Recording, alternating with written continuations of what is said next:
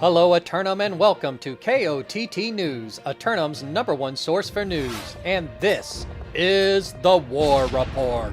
No change in the dynamic of Eternum last night, as the forces of Hideout managed to hold off the Marauders and retain the keep down by the river.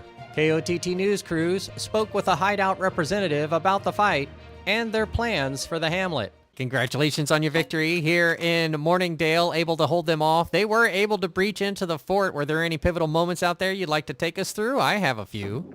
Yep, merci beaucoup, JChalant.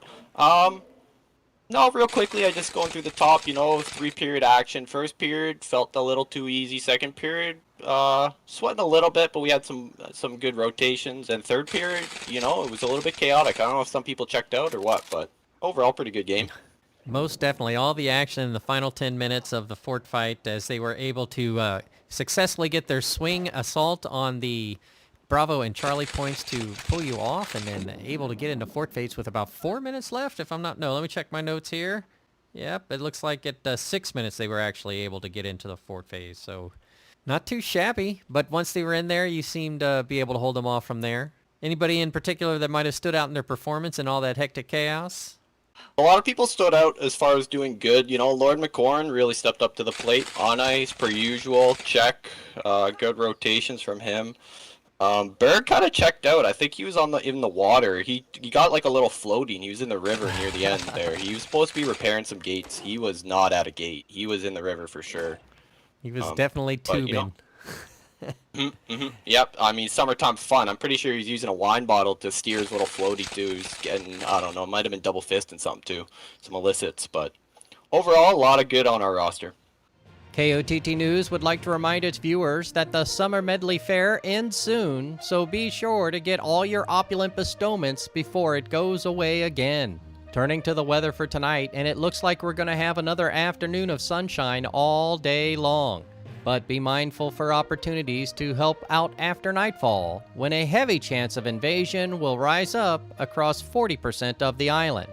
2 lineup submissions for Simulated Fantasy Combat Resolution tonight, brought to you by LARPco. Remember, if it isn't LARPco, it's cardboard. With special thanks to the Craft Services crew. If you'd like to support KOTT News, Patreon is currently the best way. Up first, the Covenant converts of OPR Esports attack the Syndicate members of Fresh Bench for control of the northern deep forest of Brightwood. OPR Esports, exercising their right to rematch, return to the assault camp in the woods and prepare to battle through the bears. Fresh Bench find themselves in the middle of a double declare this evening, with their attention divided.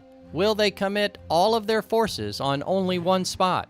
Meanwhile, the Syndicate members of Fresh Bench assail the Covenant hero worshippers of Outcast for control of the Master Fishing Delta of Reekwater. In their offensive effort of the night, Fresh Bench seek to get into Reekwater yet again, returning for a 3rd straight encounter against this island rival. Recently reinvigorated by the appearance of their legendary hero, the Outcasts have been consolidating their missionaries in Reekwater, preparing themselves for fulfilling engagement. Be sure to tune in for complete coverage and reactions from the citizens tonight at 11. Until then, this has been War Correspondent JChalant, KOTT News.